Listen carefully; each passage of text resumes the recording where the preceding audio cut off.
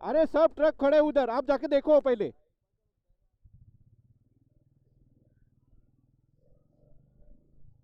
कैसा आदमी रुकेगा? तर आता इकडे 7-12 इथे मसाला चहा पिलो, भडक गोड मसाला चहा, बट मच निडेड होतं यार. आता इथून पंढरपूर समथिंग अजून 22-23 किलोमीटर आहे, पण मला वाटतं 15 किलोमीटरच्या आधीच हे करायचं आहे, चेंज करायला लागेल, म्हणजे विजयपूरसाठी ते घ्यावं लागेल. मी हे काढलं आहे, काय म्हणतात त्याला, एअरप्लग्स काढले आहेत मी थोड्या वेळासाठी, बिना एअरप्लग्सच चालूया. विंड आहे मस्त एकदम, बट अच्छा है जो भी है अच्छा है. ते 91 डिझेल आहे. वाटलं की 91 पेट्रोल, मला अरे वा, इथून राऊंड माऊन घेतलो असतो. मग असं वाटतं की हे बंद केलं आहे मी आता, हे एकदम मोबाईल. हां आहे चालेल चालेल, ओके. तर 9 किलोमीटरमधून मला वाटते, हां 9 किलोमीटर बघूया, 9.5 किलोमीटर हेच रूटवर राहायचं आहे मला. मे बी याच्यानंतर बायपास असेल, बायपासचं पण रूटला मी जॉईन करू शकतो, बोलता येत नाही. सो आता हे DJI मी नॉर्मल मोडमध्ये चालू आहे. मी डिलॉगमध्ये मी शूट नाही करते, कारण डिलॉगचं कसं आहे की जास्त मेमोरी खातं, आणि इथे कलर गिडिंग करायला म्हणजे खूप म्हणजे मातापाची त्याच्यामध्ये. सो ओ सर बघा बघा बघा भाऊ, बघ भाई नशीब. तर ॲक्च्युली आता काही किलोमीटर पूर्वी हा असं रस्त्यावरती झोपलेला, असा थकलेला तो, खूप झोपलेला. दे आर ऑल्सो म्हणजे एक kind of a touring on a bicycle which is much appreciated. मी नाही करू शकत, तुम्ही जे करताय खूप भारी करता ते. ॲक्च्युली लगेच पण नव्हतं त्याच्याकडे काय. So let's see. Last time जेव्हा मी हम्पीला गेलेलो, म्हणजे माझं फर्स्ट इंटरस्टेट म्हणजे स्टेट क्रॉस केलेलं महाराष्ट्राला, तेव्हा पण पंढरपूरहूनच गेलेलो. पंढरपूरहून विजापूर लागलेलं. तेव्हा हे रूट होतं की नाही माहीत नाही मला, लक्षात नाही मला. मे बी तेव्हा हायवे असेल की नाही माहीत नाही, कारण ती काहीच खूप वर्षापूर्वीची गोष्ट आहे ते. त्या टायमाला हे भेटलं असतं तर बरं वाटलं असतं. नेक्स्ट इथून ते विजापूरसाठी जे रूट आहे ना, ते त्या टायमाला खूप बेकार होतं. आता कसं आहे की नाही काय माहीत नाही, पण बँगलोरला जाण्यासाठी तुम्हाला हे एक बेस्ट अल्टरनेटिव्ह ऑप्शन आहे पालखी थाली. येस, त्यासाठी तुम्हाला बेस्ट अल्टरनेटिव्ह ऑप्शन आहे.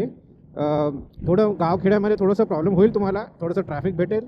ट्रॅफिक म्हणजे ऑलमोस्ट मुव्हिंग ट्रॅफिकच असणार, डिपेंड तुम्ही कुठल्या टाईमच्या, दिवसाच्या कुठल्या टाईममध्ये तुम्ही येत आहे करून. आता मी DJI 4 का घेतलं, आता 5 Pro पण आहे, आणि आता 6 पण येत आहे करून. एकच रिझन आहे, स्वस्त भेटलं घेतलं. मध्ये कुठलं तरी बिग बिलियन डेज किंवा काहीतरी चाललेलं, त्याच्यामध्ये डिस्काउंटमध्ये भेटत होतं.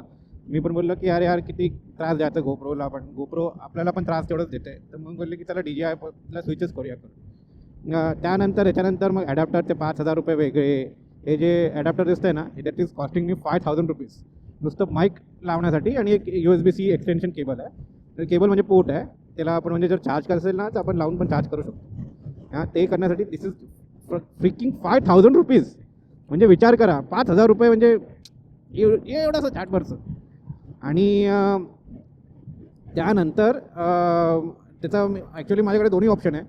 आता ह्याला जर तुम्हाला बायपास करायचं असलं तर तुम्ही ते बोयाचं एक ॲडॅप्टर आहे, ते USB-C to SSRS ॲडॅप्टर पण आहे, त्याचं पण लिंक मी देऊन टाकेन. तेही तुम्ही यूज करू शकता. त्याच्यात आणि ह्याच्यामध्ये जरा फरक पडतो तुम्हाला, म्हणजे व्हॉईस क्वालिटीमध्ये फरक पडतो. तर I am keeping all the option.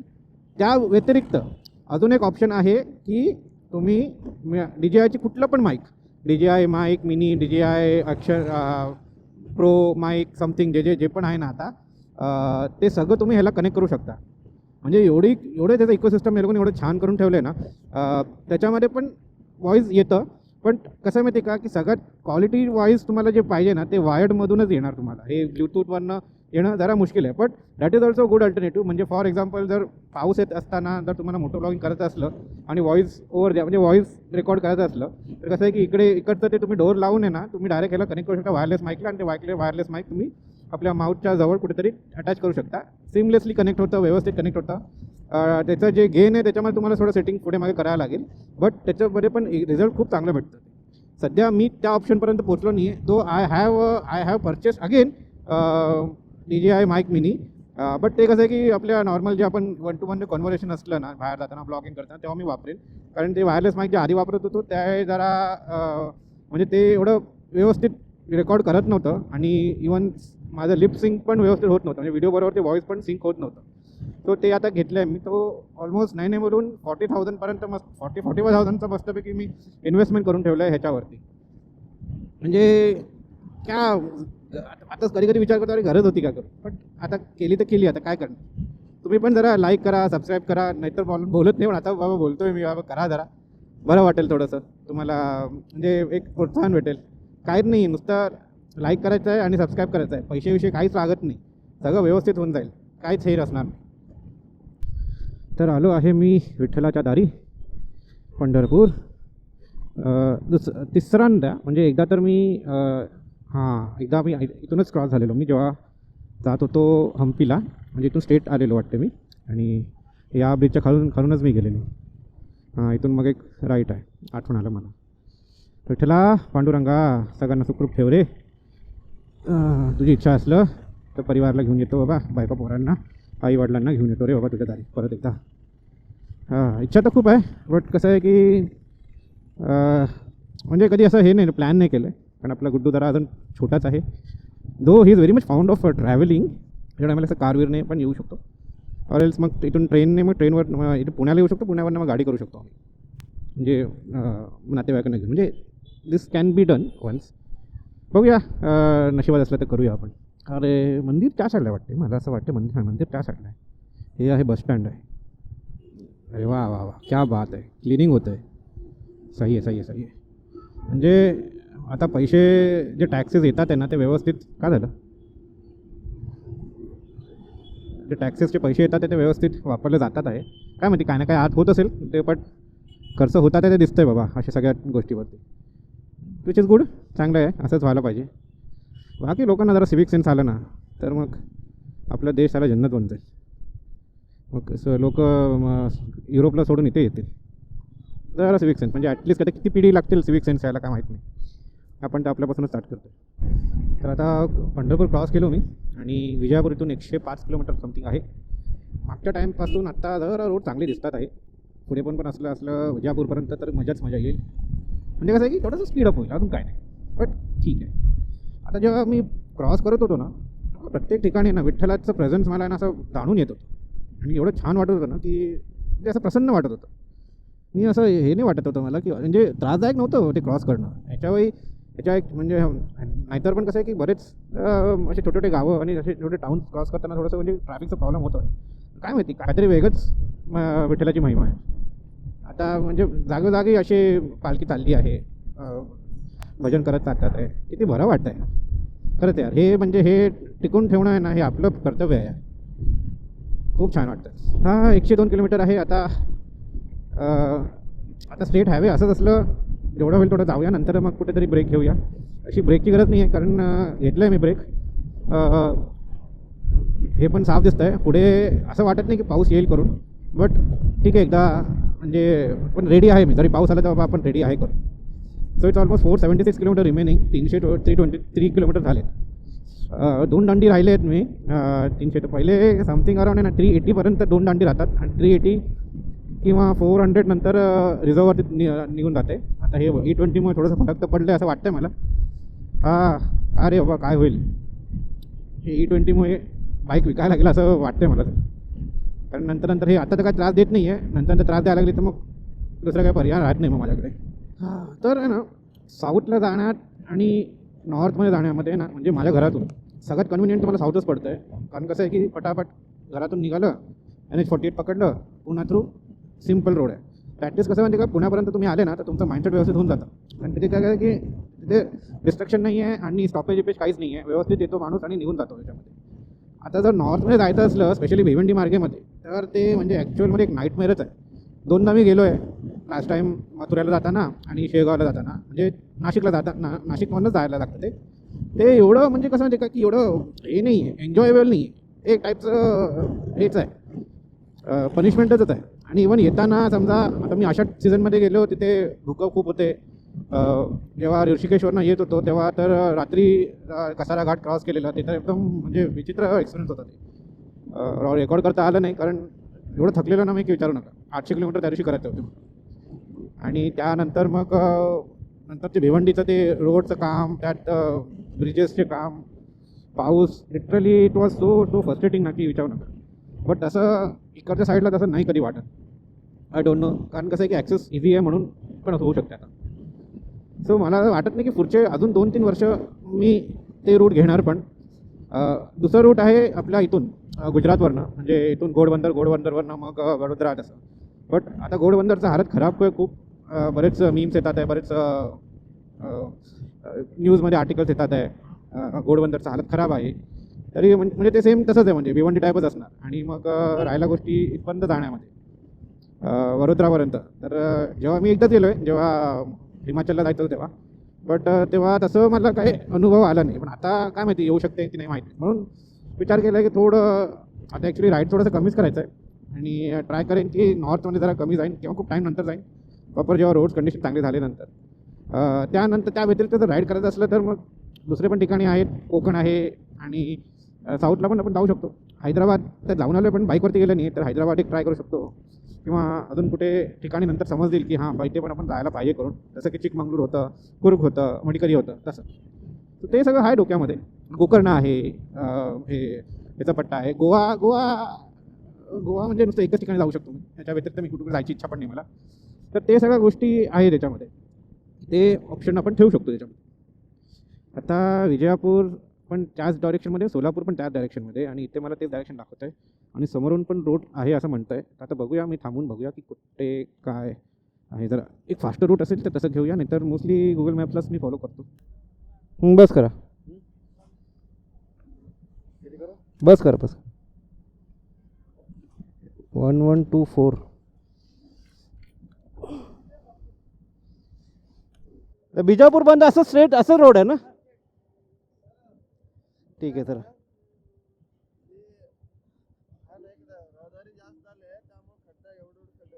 हां हां, अच्छा. हां, विजापूर नंतर काय प्रॉब्लेम नाही ना? हां, इकडनं सोडतात आहे. हां, लय पाऊस झाला. ठीक आहे, हां सावकाश जातं मी. ठीक आहे, thank you. Some of the audience interview झालं.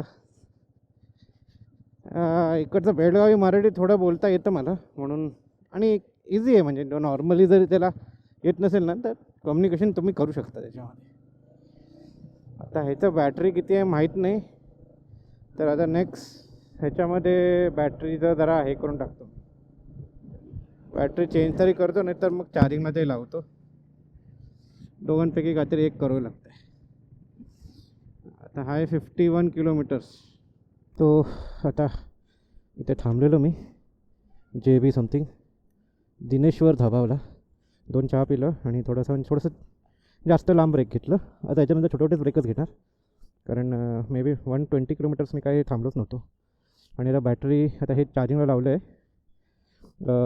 छोट्या छोट्या गोष्टी ह्याच्याबरोबर एक्सपेरिमेंट करतो आहे मी, म्हणजे याचं फीचर जाणून घ्यायचं. आय होप तर एका टाईमला रेकॉर्ड पण होत असेल, म्हणजे जस्ट लाईक गोप्रो, आणि चार्ज पण होत असेल. ओके, सो आता किती राहिले? 340 किलोमीटर्स राहिलेत.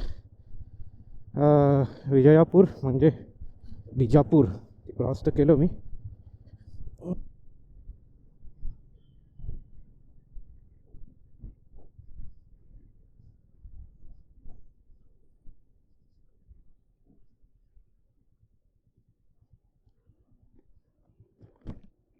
सब बस लाइन में है, कैसा समझेगा?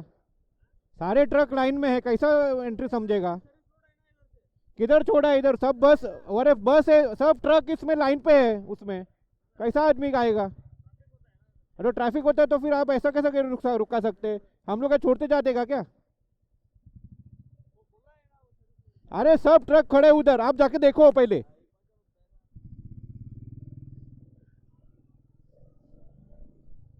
कैसा आदमी रुकेगा? डायव्हर्जन होते, पण एक डायव्हर्जन खूपच लांब होतं, त्याच्यामुळे खूप त्रास होत होता. बट मागच्या वेळेपेक्षा इथे जरा मी खूपच लेट चाललो आहे. तर 7 वाजलेत. त्या टाईम मे बी 7 अगोदरच मी क्रॉस केलेलं. तर टोटल 160 बाकी आहे. आता कसं आहे की टोटल 617 किलोमीटर झालेत कवर आणि हेच काळोख झालेत. तर जरा चेन लुबिंग पण करायचं आहे आणि चहा पण म्हणजे ब्रेक पण घ्यायचं आहे. आता इथे कुठे असं भेटलं ना बसायला म्हणजे थोडंसं एक होतं झालं राजस्थान थांबलो आणि मलाच माझं माहीत नाही आणि जरा फटिकनेस फील व्हायला लागलं आहे. थोडं पुढे काटे टाऊन टाईप आहे वाटते, Hampi expressway private limited. Okay, so 155 kilometre राहिलेलं आहे आणि मी डायरेक्ट आता सूर्या लॉज लावलो. मी त्यामध्ये चहा प्यायला थांबलेलो तेव्हाच मग कसं बसं तरी थोडंसं ते लुबिंग केलं, म्हणजे प्रॉपरली नाही केलं बट जेवढं चेन कवर करता आलं तेवढं केलं मी. So I think for 150 kilometre we are good to go. दुसरं गोष्ट आहे की मे बी चित्रदुर्ग आल्यानंतर चित्रदुर्ग इथून समथिंग 77 किलोमीटर्स नाही 77 नाही 120 किलोमीटर्स आहेत टोटल. आता 155 किलोमीटर राहिलेत हे करायचं. तर त्याच्यामध्ये जर समजा कुठे भेटलं पेट्रोल भरायला तर पेट्रोल भरून घेईन जेवढं लवकरात लवकर होईल तेवढं. नाहीतर उद्या सकाळी थोडंसं प्रॉब्लेम होईल जसं लास्ट टाईम प्रॉब्लेम झालेलं. त्यापेक्षा ठीक आहे, बघूया कसं करू शकतो ते. आता काय दाखवण्यासारखं नाही आहे, सो म्हणून मी मोठं प्रॉब्लेम काय करत नाही. आता डायरेक्ट काय पुढे का अपडेट असलं तर ते देईन. तोपर्यंत म्हणजे जर डायरेक्टच हॉटेलमध्ये भेटू तर हॉटेलमध्येच भेटूया. हां सॉरी, ते ते मला ते सुपर मीटरवाले भेटलेले निराव करून ते ऐकल करून इथून इथून 100 किलोमीटर्स मागे त्यांनी एक स्टे घेतला रात्रीचं. ॲक्च्युली त्यांचं स्टे वाटते हे होतं म्हणजे फिक्स होतं आणि ते नाईट राईड करायला मागत नव्हतं, which is good, which is safety point of view बरोबर होतं. पण ॲक्च्युली काय त्यांच्याकडे मस्त चांगले जे फॉग लाईट्स आणि हे होते ते करू शकले असते. But he decided to stay take a rest. नंतर तिथून हार्डली आता किती आहे 400 किलोमीटर्स आहे बँगलोर. तर ते उद्या सकाळी 6 तासात 5 तासात पण पोहोचू शकतात. काय बोलताय? मला ॲडव्हान्टेज काय असणार की मला बँगलोरच्या पण पुढे जायचं आहे, सो म्हणून हिरोर इज अ नाईस. सिरा पण एक ऑप्शन होतं. सिरा मे बी वरून 10-15 किलोमीटर होतं तिथून शिरूरवरनं. बट तिथे मी जेव्हा हॉटेल्सचं बुकिंग बघितलं तेव्हा तिथे अवेलेबल नव्हतं. सो बोललं की चला हिरूर. आता हिरूरचं पण काय फरक नाही आहे. लास्ट टाईम जेव्हा मी उटीला गेलेलो तिथे थांबलेलो मी. तिकडे समजा जर भेटलं त्याचं आठवण राहिलं की मी लास्ट टाईम याच टायमेला याच वर्षी आलेलो तर तो रूम जर थोडासा डिस्काउंट काय असेल तर देईल. नाहीतर त्याच्या लाईनीमध्ये ॲक्च्युली बरेच आहे, अजून दुसरे पण ऑप्शन्स आहेत ते मी एक्सप्लोर करू शकतो. सो लेट्स सी काय येईल आता पुढे. तर ETA तर 10 वाजतातच आहे. ते 10 तर जास्तीत जास्त 9:45 होऊन जाईल. तर हे कंटिन्युअसली 150 किलोमीटर चालवेल मी चालू शकतो. मी काय प्रॉब्लेम नाही आहे. आता कसं आहे चहा पिऊन जरा फ्रेश झालो आहे मी, पाणी आहे आपल्याकडे.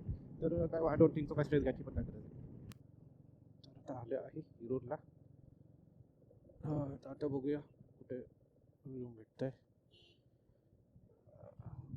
ॲक्च्युली हे NH48 आहे हे मला, आणि असं होतं थोडंसं सर्व्हिस रोडवर जाऊन असं युटर्न तर आपण डायरेक्ट पुढे सूर्या लॉजकडे जाऊया. तर बघूया काय ते. कसं आहे तिथे मागे हॉटेल आहे, तिथे जेवण पण चांगलंच आहे. रडतात थोडंसं टिप करतात बट ठीक आहे, कोई इश्यू नाही.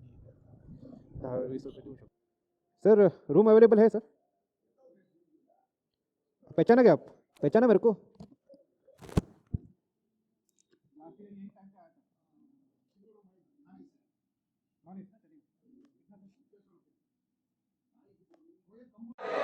मग लास्ट टाईमसारखं परत इकडे सेम हॉटेल भेटलं. ऑलमोस्ट सेम रूम नाही सेम होतं बट ऑलमोस्ट सिमिलरच रूम आहे जे लास्ट टाईम भेटलं. आणि त्याच ठिकाणी बसलो आहे लास्ट टाईम जेवायला आलेलो.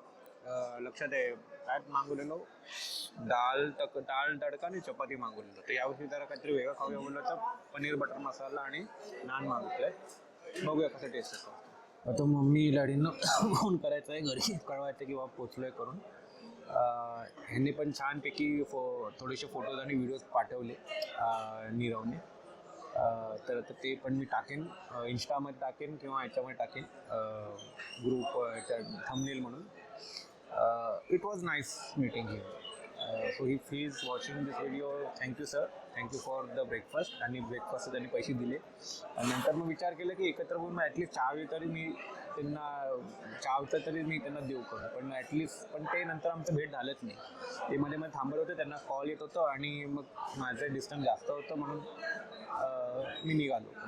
ॲक्च्युली त्यांनीच बोललं की don't wait for me, you can move करके. ठीक आहे, चला बघूया आता नंतर जेवून नंतर रूमवर जाऊन बघूया. तर आता ट्रान्सफर चालू आहे याचा डेटाचं. तर आता काय काय गोष्टी नोटीस करतो आहे मी. आता लो लाईट कसं असणार आणि आता व्हॉईस मी पहिले वाटते -11मध्ये ठेवलेलं आणि आता मे बी -16 या समथिंग 18 आहे. दोघांचं कंपॅरिझन ॲक्च्युली करून बघायचं आहे मला, तर ते आपण बघत जाऊया. आणि एक आहे की हे तुम्हाला दाखवतो ना, हे दिस इज वर्थ ₹5,000 म्हणजे काय, तर हे डेटा ट्रान्सफरसाठी वापरू नाही शकत. हे नुसतं तुम्ही म्हणजे व्हॉईस आणि पॉवर सप्लायसाठी, म्हणजे ह्याच्यातून तुम्ही हे आपलं 3.5mm जॅक लावू शकता आणि इथे तुम्ही USB Cचं नुसतं हे पॉवर ट्रान्सफरसाठी म्हणजे चार्जिंग करण्यासाठी. त्याच्या व्यतिरिक्त ह्याचं डेटा ट्रान्सफर ह्याच्यामध्ये होत नाही. ते एक गोष्ट नोटीस केलं आता मी डायरेक्ट ह्याला कनेक्ट केलं आहे, तर मग डायरेक्ट डेटा ट्रान्सफर होतो आहे. 32 MB ते मे बी SD कार्डच्या वरती हे असणार, डिपेंडिंग असणार म्हणजे स्पीड, त्यांचं ट्रान्सफर स्पीड. आणि त्याच्याबरोबर ह्याचं पण मी टेस्टिंग करतोच आहे. म्हणजे I just want to get use to it.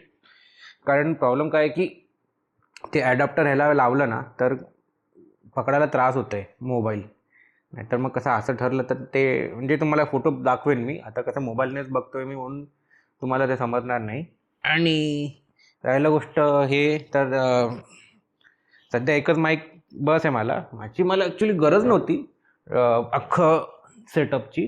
But ऑगीशी मी Auggie if if you know, then त्याच्याशी मी थोडंसं इन्स्टामध्ये बोलतो त्याच्याशी, म्हणजे डिस्कशन करतो थोडं असं छोटं. म्हणजे तो रिप्लाय करतो, जेन्युअनली रिप्लाय देतो. तो इज व्हेरी स्वीट ऑफ हिम. तर त्याच्या थ्रूच मी बघितलं की घ्यायचं की नाही करून. तर तो पण हे आता टेस्ट करतोच आहे. आता त्याचे व्हिडिओज बघशील ना, तर तो हेच घेऊन वापरतोय, ऑस्मो 5 ॲक्शन 5 प्रो करून. त्याच्यावरती तो करतोच आहे, म्हणून मला की ऑस्मो 4मध्ये होतोय म्हणून. सो आत्तापर्यंत तर चांगलंच मला त्याचं म्हणजे जे रिझल्ट्स आहे ना आत्तापर्यंत चांगलंच भेटलेत. तर आता बघूया फ्युचरमध्ये हेच आपण कंटिन्यू करूया. म्हणजे हे एक आपलं एक व्लॉगिंग सेटअप होऊन जाईल. मी ते फ्लिपवाला पण विचार करत होतो, पण बोललो नको बाबा, ही this is way too much for me. म्हणजे वायरलेस माईक आणि नवीन action camera. So this costed me around 11,000 and that costed me माहीत नाही 27,000 समथिंग. तर ते डिस्काउंटमध्ये भेटलं म्हणून ते घेतलं, नाही तर मी नाही घेतणार होतो. ॲक्शन 5 प्रो पण होतं, पण ते 32,000ला होतं, पण त्याला कॉम्बो किट नव्हतं. त्याला कॉम्बो किट 46,000 समथिंग होतं. ते तर वे बजेटच्या बाहेर होतं ते. सो येस, आता उद्याचं मग बघायला लागेल, प्लॅनिंग करायला लागेल. उद्या मला असं वाटतंय की 598 किलोमीटर्स आहे एक्झॅक्टली जिथे मी बुकिंग केलं आहे माझं स्टे. आणि मग त्या हिशोबाने सकाळी इथून उठायला लागेल आणि इथून निघायला लागेल. आता बघितलं तर मी ट्राय केलं की जास्त पसारा नको व्हायला, बट तरी पण थोडंफार झालंच ते. तर ते पटकन होऊन जाईल, म्हणजे हार्डली 10-15 मिनिटचं माझं काम आहे ते. आणि बाकी लगेजवरती बॅकवरती लोड करायचं ते एक दुसरं काम आहे. So that's it for today. I hope तुम्हाला जेवढं फार मी दाखवता आलं तेवढं मी दाखवायला प्रयत्न केलो. बाकी तुमचं तुम्ही बघून घ्या. बाय.